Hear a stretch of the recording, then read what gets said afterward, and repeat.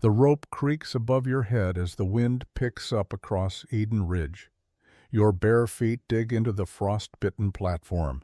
Splinters bite into your heels. The crowd below looks like a forest of eyes. None soft, none kind. Even the sky is gray with judgment. They say you're a witch. They say you bewitched the judge, hexed his cattle, called frost in August. But the rope around your neck says they're done talking. A crow lands on the gallows frame. Its feathers are oily black and unbothered. Like it's seen this before, you try not to think of the child. You never named her out loud, just held her when you could, fed her in secret, sang the old lullabies from Virginia, the ones your mother whispered when the candle gutters low, the ones with the warnings in the melody. You hadn't wanted to bring her into this world, but once she was here, there was no unloving her. The pastor reads his scripture, but the wind eats his words. The judge, the man who brought you west with promises and a ring, won't look at you. His gavel hands tremble just slightly, enough to betray him. You wonder if he remembers the letter you wrote last spring, the one that wasn't entirely true. You said you could cook. That was a lie. You said you were a widow. That was half true. You never said you were hunted. The executioner, a farmhand paid in coin and whiskey, pulls the lever. The platform gives. Then a sound splits the morning like lightning through ice. A baby's cry. It comes not from the crowd, not from the chapel, but from beneath the gallows. The judge rises. His face changes. You know that sound like you know your own heartbeat. Somehow she got free. Somehow someone placed her basket where the roots of the gallows cross. And now she cries, just once, strong and clear, like judgment of her own.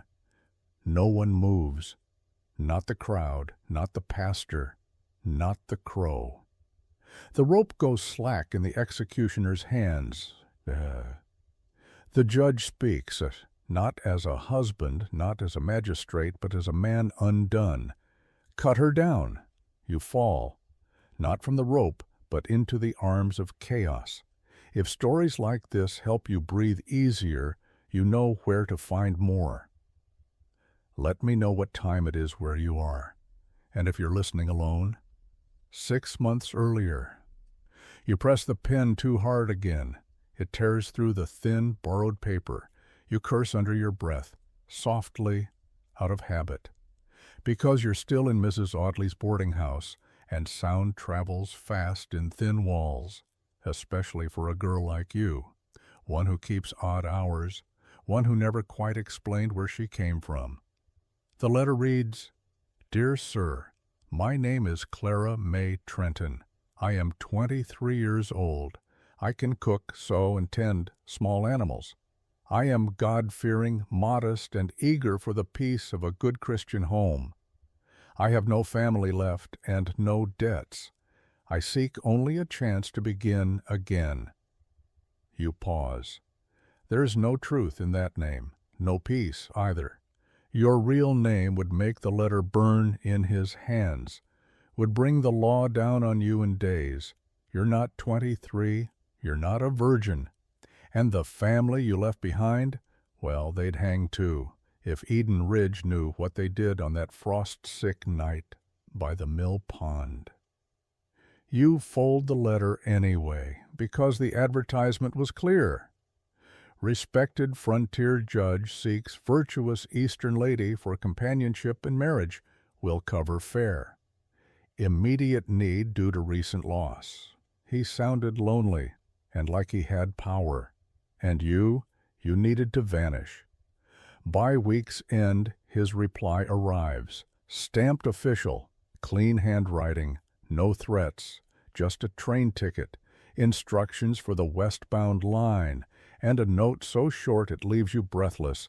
Clara May, I believe in second chances. Come in spring. I'll meet you myself at the station. Judge Ethan Holloway, Eden Ridge. You run your fingers over his name again and again until the ink smudges. Clara May. She sounds like someone who could survive. You leave the city before dawn, no goodbyes.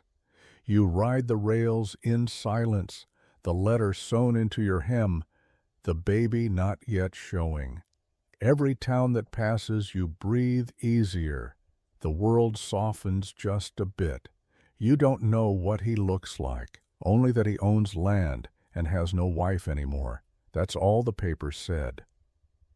But when Eden Ridge appears beyond the tall grasses and dust of spring, something in you buckles. The town isn't big. 2 streets, a church, a schoolhouse with only one bell, and a courthouse made of red clay brick edged by wind and judgment. You step down off the train in your best second-hand dress.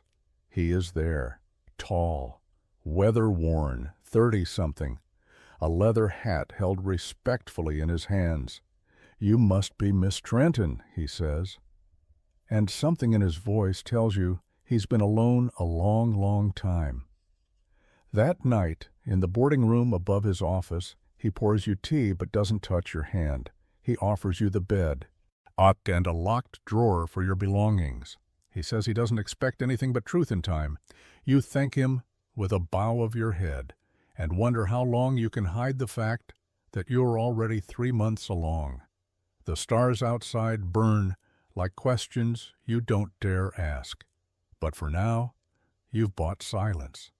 And sometimes, silence is survival. The first thing you notice about Eden Ridge is how it listens, not with ears, but with walls. When you walk the narrow lanes, faces shift in windows. Curtains twitch, doors close softer than before. No one says anything direct, well, not yet. But you feel it, the tightness in their smiles, the pause in every sentence before your name. They think you're too pale. They think your hands are too soft to be useful, too calloused to be innocent. You sweep the courthouse floors. You write the judge's correspondence by lamplight.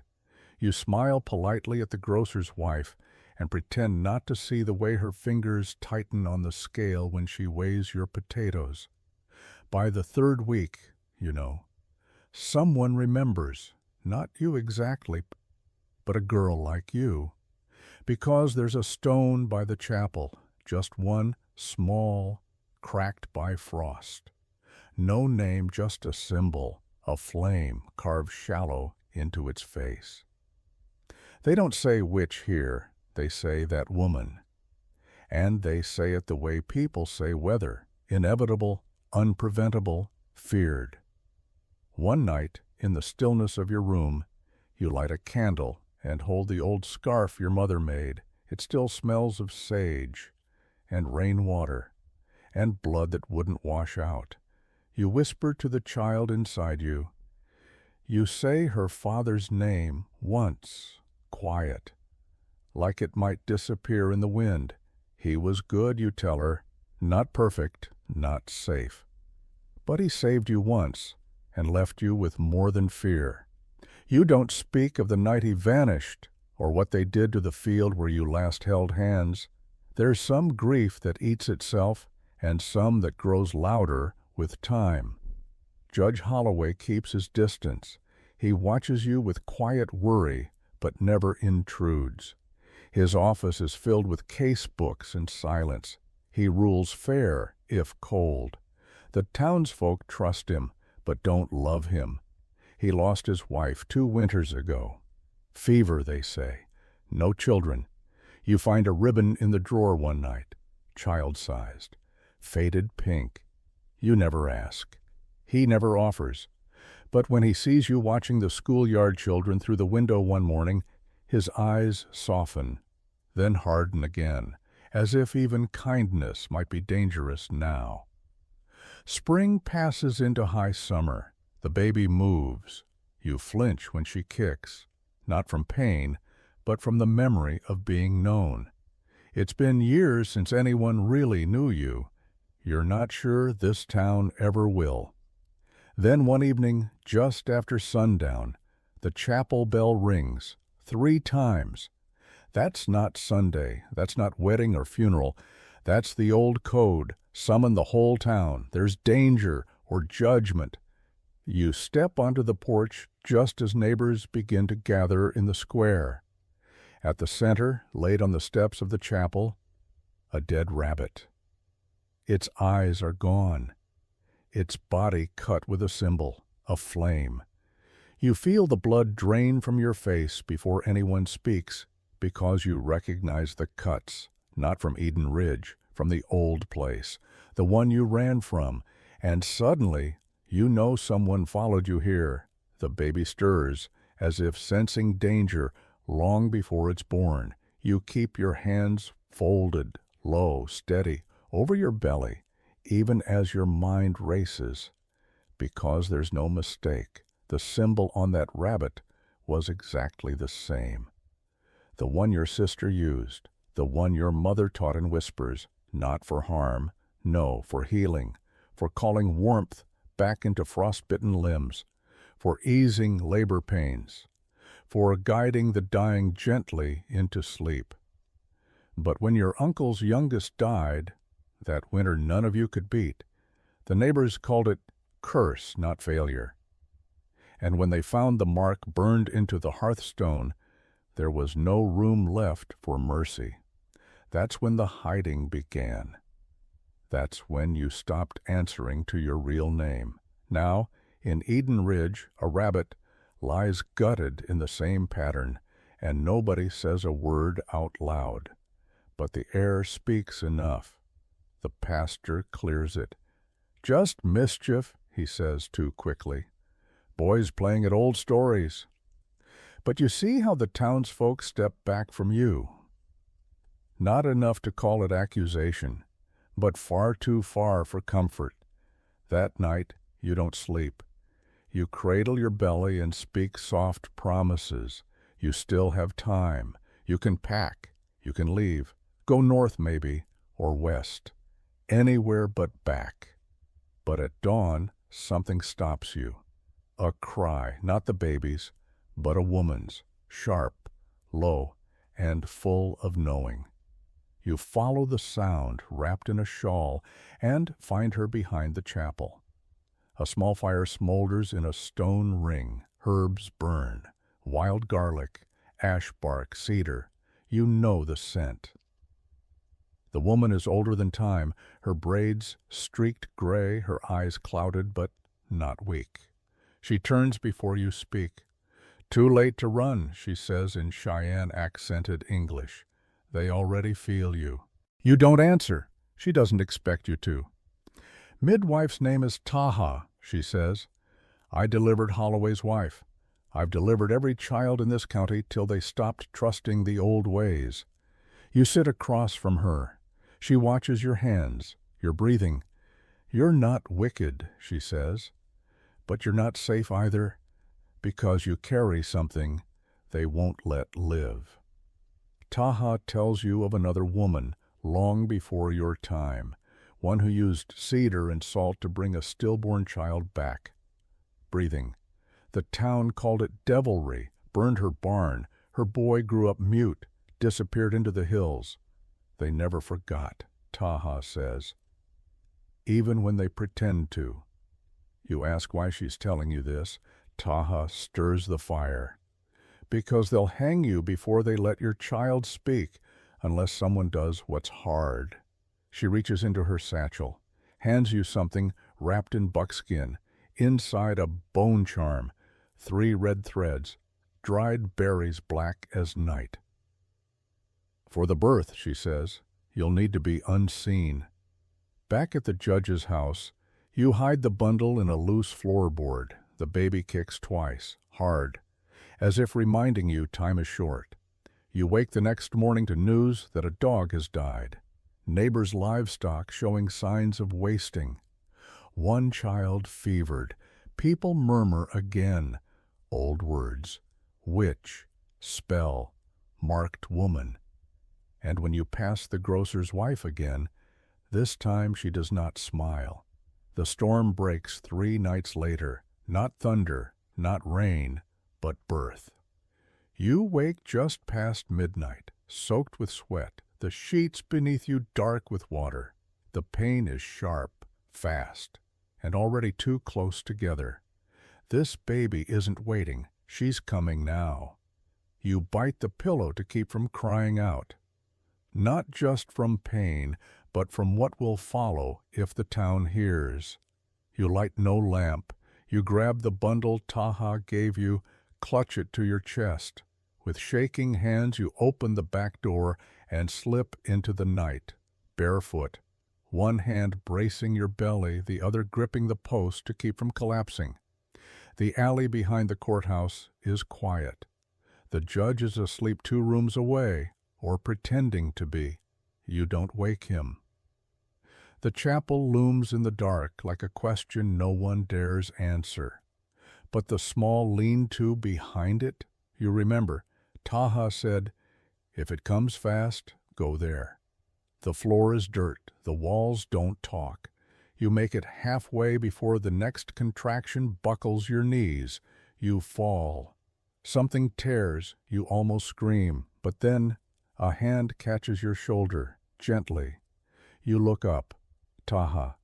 She says nothing, just pulls you to your feet, supports your weight, leads you through the dark like she's done this 100 times. Inside the lean-to, the earth smells of cedar smoke and old nails. A goat stirs in the next room. Taha lays down a rough pallet. She unwraps her bundle, places a smooth stone at your feet, burns dried sage, and mutters words you don't understand, or maybe once did long ago when your mother still sang before dawn. The pain comes fast, too fast. You clutch the old woman's wrist and beg her not to let you break. She does not flinch.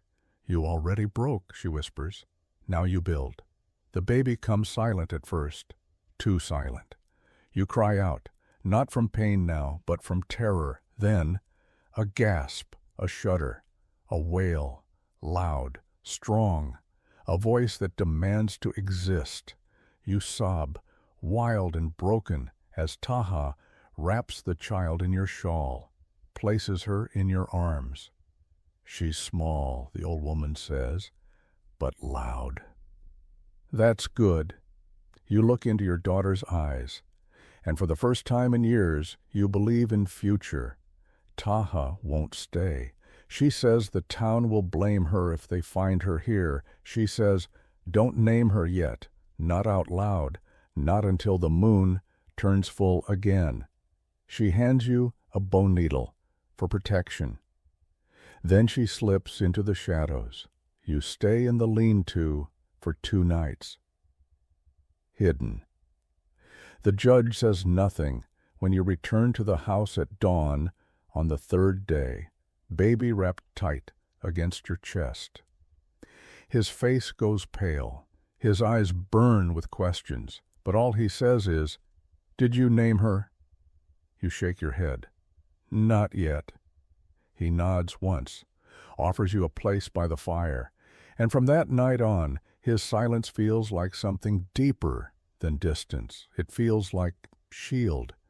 But shields don't hold forever, especially when the next sickness strikes the town, and the people begin to whisper again. The snow comes early, not soft and pretty, like in the storybooks, but hard, relentless, thick as fists pounding on every rooftop. It locks Eden Ridge in place. Roads vanish. The supply train doesn't arrive, and the fever spreads. First, it's just Old Man Prater, his cough echoing down Maine like a warning bell. Then it's the Miller twins. Then the pastor's own wife. By week's end, 6 homes hang black cloth on their porch rails.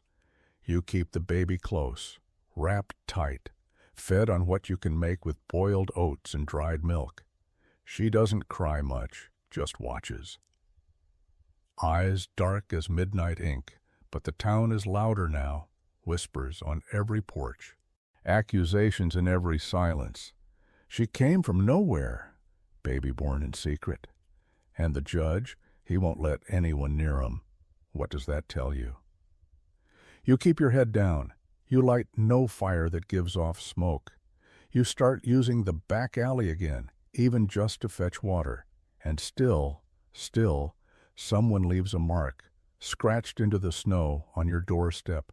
That same flame, only now it drips red, berries crushed into the snow like blood. The judge tries to keep order. He calls for calm, for facts. But it's no good. The sickness spreads. And superstition is faster than truth. At town meeting, he stands tall behind the courthouse podium and says, "There will be no trials, no scapegoats. This is influenza, nothing more." But his voice cracks, just slightly. And the people hear the crack, not the words. That's how fear works. Later that night, you hear the floorboards creak outside your room. You rise slowly, baby in your arms, heart pounding. The judge is there. His face is drawn, older than just months should make him. He sits at the table, places an object down carefully. You sit across from him. It's a Bible, old, worn, but the cover is branded, not with a cross, but with that same flame. You stare. He doesn't explain, just says, "It was hers, my wife's." Then, softer, she kept it hidden, used herbs, old prayers, some from her great-grandmother, said they weren't magic, just memory. You ask, did they blame her? He nods. She got sick before they could. Maybe that was mercy. He looks at you then, really looks. And for the first time his eyes are not guarded, just tired. "I know you lied," he says.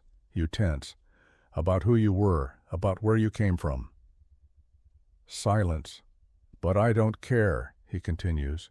"That child, she cried under the gallows, loud enough to stop time. That isn't evil, that's life." You don't speak. Your throat's too tight. He pushes the Bible toward you. "They'll come for you soon, maybe tomorrow. I can't stop them all, but I won't let them take the baby."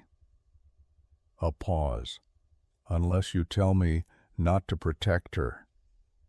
You hold your daughter closer.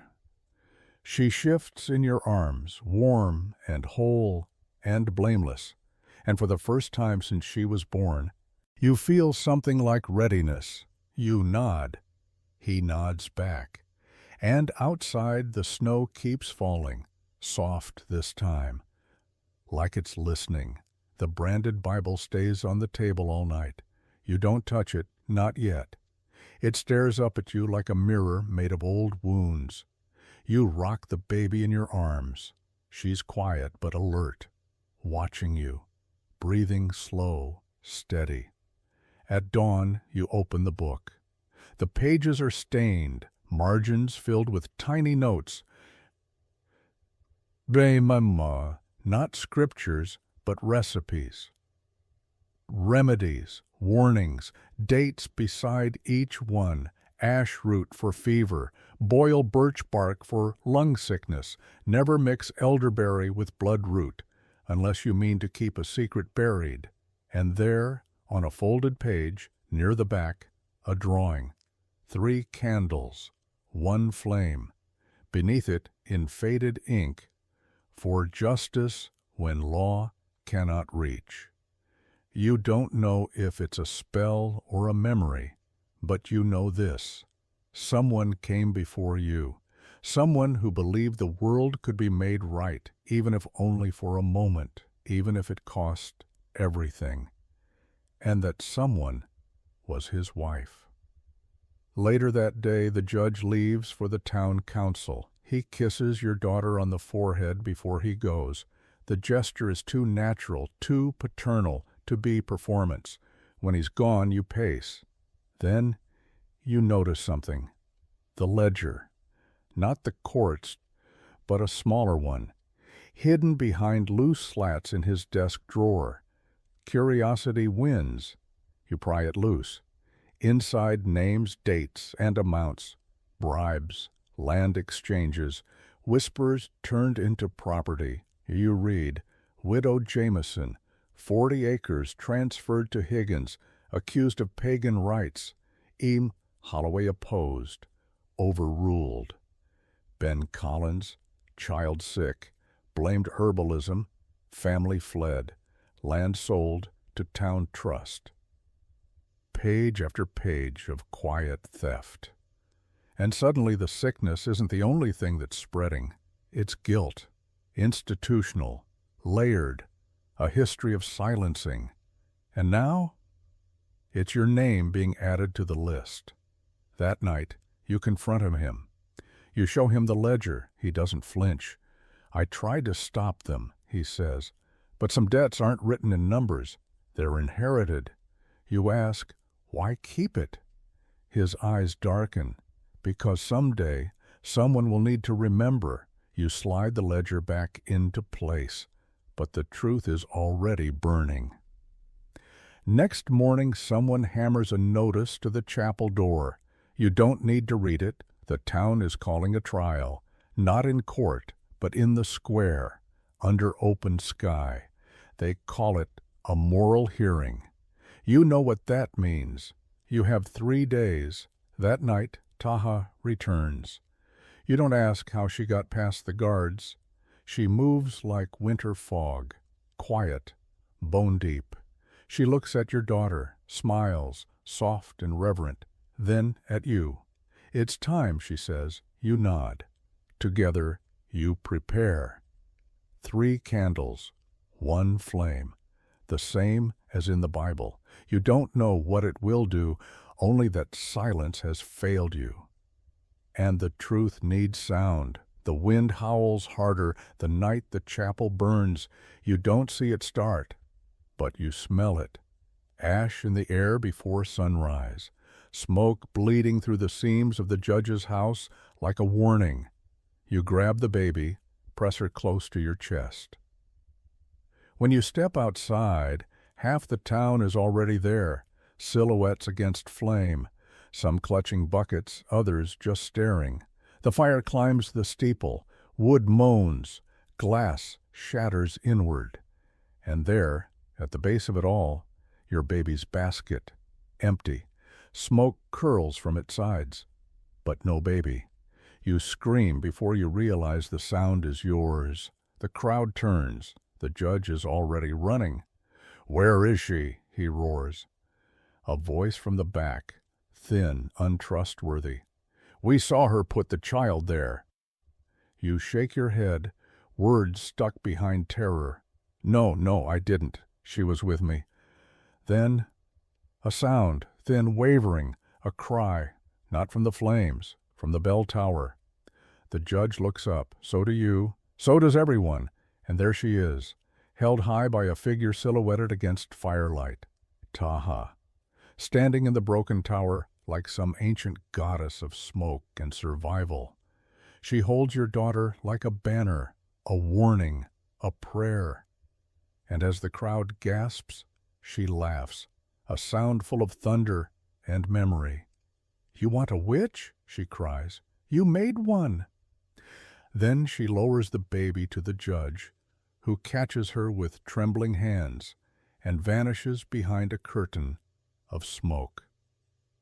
Gone. Like she was never there at all. The town breaks, not physically, but something snaps. The pastor drops to his knees. The sheriff doesn't speak, and the mayor just walks away. There is no trial that day. There is no verdict, just silence and smoke. Later, you sit beside the judge, baby in your lap. Neither of you says what you're thinking about Taha, about the fire, about the way justice sometimes needs to burn something holy to be seen. But he reaches over, places the branded Bible in your hands. "I think," he says, voice raw, "this belongs to her now." You look down at your daughter, eyes still calm, still dark. She doesn't cry anymore, not because she's done feeling, but because she's said enough. They still hold the trial, but now they call it something else, a moral inquiry. No gallows, no rope, just a makeshift platform in the town square where the wind cuts like teeth and the people sit stiff-backed on benches hauled from the chapel ruins. The judge presides, not because he wants to, but because no one else dares. You stand on the wooden dais, baby swaddled tight against your chest. The wind catches the edges of your shawl, whipping it like a banner. You look out at them, the faces that watched you walk the streets, that whispered about your hands, your silence, your scent, and you realize they want you to flinch. You don't. First to speak is Mayor Densley. His voice is all syrup and rot. She arrived under false pretenses, lied about her name, gave birth to a child we cannot confirm as legitimate, and now we face plague, fire, fear. We ask only what is just. You keep your eyes forward. Then Mrs. Hollis, who sold you bread once, stands. She knew things. My boy had fever, and she left herbs on the porch without asking. He got better, but now I wonder if he was meant to. Meant to. As if healing were a sin. Then the judge speaks. His voice carries, not loud but heavy. He doesn't defend you, not yet. Instead, he reads from the town ledger, the real one, the hidden one, line by line. Ruth Thomas, accused of unnatural rituals, land seized. Jeremiah Cole, left town after being branded a devil's hand. Miriam Holloway, known user of folk remedies, died unassisted. Gasps ripple through the crowd, whispers rise. Your baby shifts, sensing the change. The judge looks up. I have no miracle to offer, he says, only memory. This town has a history of calling women witches when it cannot explain the strength they carry. He turns toward you. She lied. Yes, but so have we. Every time we let fear speak louder than truth. A pause, then a final word. I ask the council not for condemnation, but for silence. Let her live. Let the child live. Let the story end here. They deliberate, not in chambers, right there, in whispers and half-glances. The sheriff shrugs, the mayor scowls. Mrs. Hollis sobs once into her gloves, and finally the oldest councilman, a near-blind man named Wyatt, stands. This baby cried down a gallows, he says. That's more justice than I've seen in 40 years. He spits. Let her go. The benches creak as people rise. Some leave, some stay. But no one stops you as you step down. No one stops the judge when he follows, and no one says a word when he places his hand on the baby's head like a blessing or a benediction. Only the wind speaks, and it says, not today. You don't sleep that night, not because of fear, but because of clarity. The judge has left the courthouse unlocked. A quiet signal. The baby sleeps in her cradle, swaddled in quilts, stitched from old shirts and surrender. You slip into the records room with nothing but a candle and the branded Bible under your arm. You search for the truth. Because even if the town lets you breathe, truth still chokes the roots of this place. In the back ledger, beneath pages warped from damp, you find it. A name, Miriam Holloway, the judge's wife. Dead 2 winters ago, listed as fever, refused physician. But there's a note, barely visible. Midwife unknown, herbs burned, no witnesses. Land transferred to Eden Ridge Development Trust per Silent Clause 3B. You read it again and again, and it clicks. She didn't die from fever, she was erased, and the land sold to the same people who hung notices about you.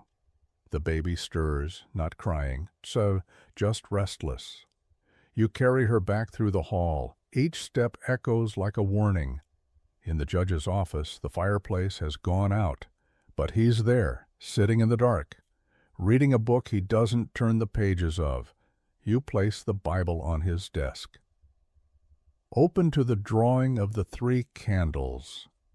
He doesn't look up. You say nothing.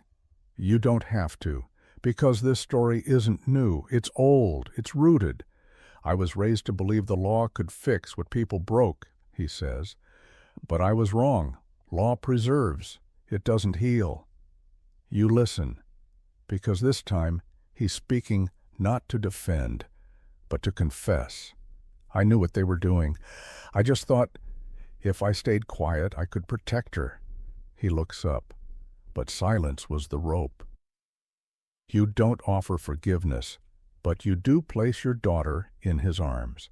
She opens her eyes, dark, calm, still. He stares at her like she holds something ancient, not justice, not vengeance, but knowing. Later that morning, you pack, not to run, but to ride. The judge says nothing when you take his wife's horse. You promise to return, but not before you leave a letter of your own, tucked into the branded Bible, now back on the shelf. It reads, "This town does not need protection. It needs witnesses."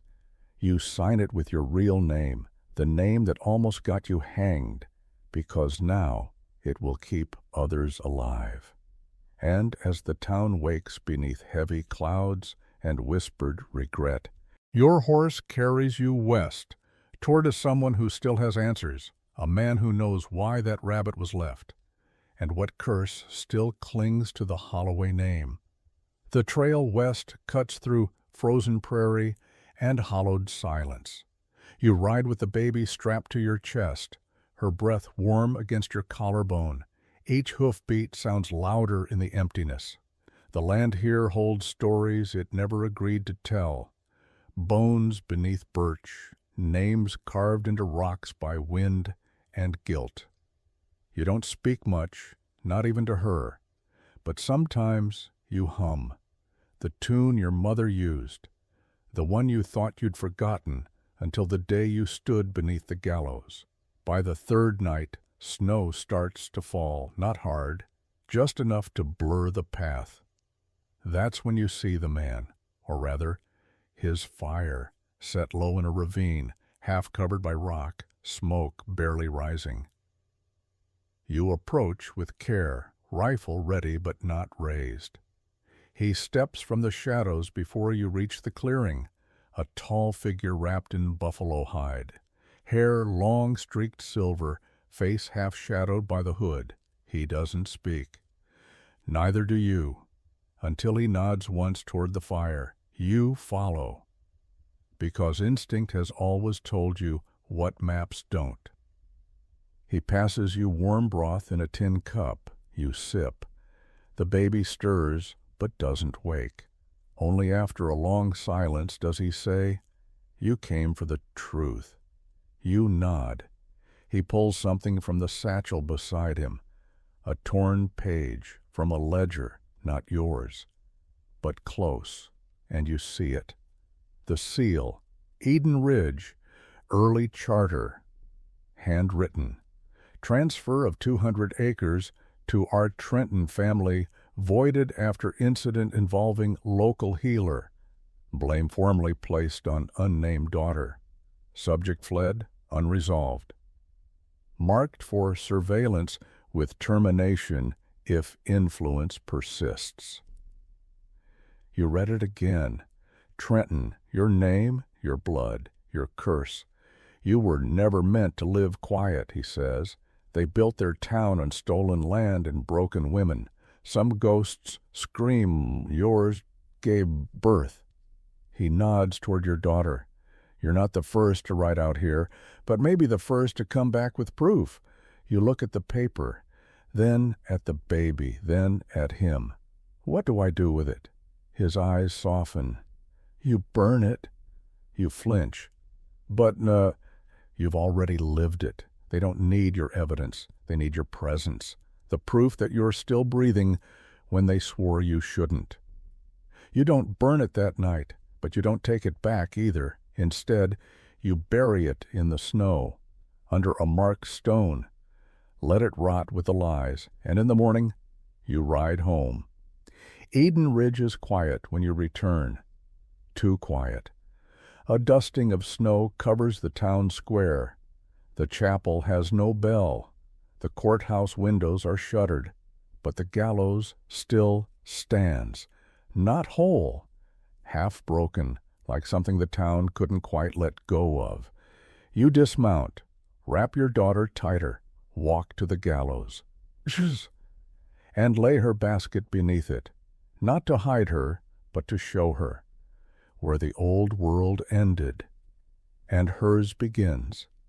And just as you step back, she cries once, strong like that first time, and across the square, the judge appears, not with a rope, but with keys. The judge doesn't speak at first, he just walks, slow, deliberate, across the snow-covered square, keys dangling from his hand like a sound he hasn't heard in a long time. The gallows creak in the wind behind you. Your daughter nestles deeper into your coat, the cold nipping at her tiny nose. She doesn't cry again. One was enough. He stops a few feet away, holds out the keys. "They're yours," he says. You stare, not at him, at what he's holding. Keys to the courthouse, the records room, the ledgers, the silence. "You think this fixes it?" you ask. His jaw tightens. "No." You wait. He adds, "But it opens something." You take them, because you've run out of things to fear. That afternoon you open the doors of the courthouse yourself. Dust hangs in the air like judgment. You don't sweep it away, you let it settle. You carry your daughter to the judge's old desk and lay the branded Bible beside her. Then you begin sorting, not the laws, the names, the ones written in margins, crossed out in ink, voided, vanished, erased. You write them down on fresh paper, each one, because no one gets to disappear without memory, not anymore. The townsfolk begin to come, not in crowds, just a few at first. A mother who lost a child, a man whose aunt vanished during the winter of '67, a girl with a crooked finger and no story of how it broke. They don't speak much, they don't have to. You write, you listen, you hold space. The judge watches from the doorway, hands clasped behind his back, as if guarding something sacred. That evening, a stranger rides into town, not a lawman, not a preacher, just a rider in a dark coat, eyes scanning the gallows. He dismounts, walks straight to the basket where your daughter had been placed that morning, kneels, pulls something from his pocket, a red thread, ties it around the base of the post, then stands, nods to you, and rides on. You recognize the mark, Cheyenne for witness. Taha's way of saying, she saw, she remembers, and she's not done yet. That night you light 3 candles on the courthouse steps, just as it was drawn in the Bible. One for the lost, one for the silenced, and one for those who refuse to be either. The snow falls again, but this time you don't flinch. And when your daughter stirs in the cradle beside the fire, you finally speak her name out loud, because now it's safe. You name her Mercy. The word feels strange on your tongue, like something borrowed, like something old. But she takes to it, smiles in her sleep when you whisper it, and somehow that feels like confirmation. You don't stay in Eden Ridge forever. The judge offers you the room above the courthouse indefinitely. Says the town needs someone to mind its history. He doesn't say it out loud, but you hear the rest in his eyes. Someone to guard the ledger, someone who remembers what forgetting costs. But the call to move comes again, not from fear, from pull, from something left undone. 1 week after the snow melts, you take Mercy and ride northeast. No destination, just a name, whispered once by Taha long ago. Shelter of bones. You don't ask what it means. Some answers only make sense when you arrive. The ride takes 4 days. Through cedar valleys and sun-scarred plains, Mercy sleeps most of the way, only cries once, when a hawk passes overhead, casting shadow where there was none. The land grows wilder the deeper you go, until finally you see it. A hollow of birch trees, so old they lean with memory, a cabin barely standing, bones hung in its eaves, animal not human, a circle of stones, unbroken, and smoke curling from a chimney made of iron and will. You dismount. Wait, then the door opens, and he steps out, not young, not old. The kind of man whose skin speaks every year he's lived, but whose eyes still burn with before. He says your name, the real one, the one you haven't used since before the letters, before the rope, before Mercy. You nod. He doesn't smile, but his voice is gentle. You've come for what was buried. You clutch Mercy to your chest. Not just mine, you say. He nods toward the fire circle. We begin at sundown. The ceremony isn't magic, not the kind that moves earth or bends wind. It's just memory, spoken in rhythm, names spoken in order, ash placed on the skin, salt burned on coals. When it's done, he hands you a carved charm, worn, cracked, but etched with the same flame. This was hers, he says. Miriam? He nods. She came here once, after the fever, after the silence. She brought seeds and sorrow, planted both. You ask if she knew what would happen. He shrugs. Does any woman who tries to heal a town with her own hands? That night, you sleep beside the fire with Mercy on your chest and the carved flame under your palm. You don't dream because, for the first time in your life, you're awake. The letter reaches you just as the first green breaks through snow, brought by a courier boy with nervous eyes and a hat too big. He doesn't wait for payment, just hands you the envelope and rides off like something's chasing him. You break the seal. It's from the judge. Only a few lines. They're coming. For the child. They say the fire wasn't justice. They want to finish what the gallows started. We need you. Bring the charm. E.H. You don't think. You move. Mercy watches as you wrap her tighter. She doesn't cry. She hasn't in days. You ride through the thaw, the trail half mud, half ice. And as Eden Ridge rises from the hills, you see them. A dozen riders, lanterns, rifles, some familiar, some new. A posse, not official, not legal. Worse, volunteers, driven by fear, not law. At their head, the mayor, back from wherever shame had hidden him. And beside him, the preacher. Not the old one, a younger man, pale-eyed, trembling with fervor. You don't approach the square. You go to the grave hollow. Taha waits there, already. As if she knew, she doesn't speak, she just marks the ground. 3 circles in ash, 1 for you, 1 for Mercy, 1 for truth. The judge rides up at dusk. He's breathless, wild-eyed, says they've called for arbitration, old law, rare, but still binding, the hollow right. invoked only when fear meets the unexplainable, and no human court can carry the weight. You ask, what does it demand?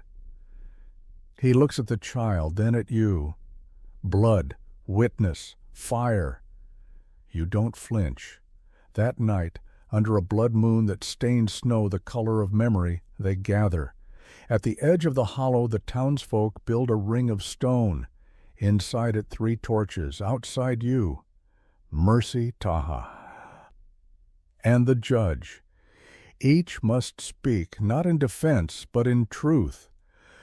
Taha begins. Her voice carries like drum beats over bones. She speaks of the woman who came before, of Miriam, of roots burned but not forgotten, of land stolen, and women too. Then the judge. He speaks of law bent by fear, of ledgers rewritten, of guilt carved into buildings. You step forward last, mercy in your arms. You say nothing at first, then you whisper, she cried under the rope.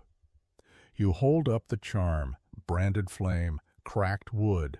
This is not witchcraft. Pause. It's inheritance. Then you toss it into the fire. Let it burn, let it speak. The flames roar higher, not unnaturally, just louder than they should, like they know they're being heard for the first time. No one moves until Mercy reaches toward the fire and laughs. A single perfect giggle, soft, alive, unshaken. And the wind stops just for a moment, enough for the people to hear. No vote is cast, no verdict spoken. But the posse disbands. The preacher drops his book. The mayor rides away, and no one follows you home. You don't speak as you ride back through the woods, not to Taha, not to the judge, not even to Mercy. Some stories end not with a sentence, but with silence. And this one, it needs the quiet. The snow has stopped. The sky clears just enough to let the stars through, old ones, distant, still watching. You lay Mercy down beside the fire and trace her cheek with one finger. She smiles in her sleep, not because she understands the world now, but because she feels safe. And that, in the end, is enough. The judge leaves at first light. No words, just a nod. He carries no ledgers, no books, only a letter he never opens. Taha vanishes 2 days later. As always, no tracks left behind, just the scent of cedar in your doorway. You plant herbs where the gallows once stood. Lavender, to thyme, sage, the kind your mother whispered to. The kind Miriam wrote in the margins of her Bible, each one a name, each one a memory. Years will pass, stories will shift. Some will call you a healer, others a curse breaker, a few a survivor. But the child? She'll just call you Mama. And sometimes when the wind is right and the fire is low, she'll ask you about the time she cried down a hanging. You'll smile, pull the old quilt tighter, and say, "No, sweet girl, you didn't cry down the rope." You kiss her forehead. You cried the truth into it. The flames flicker low. And outside the snow begins again, soft, honest, earned.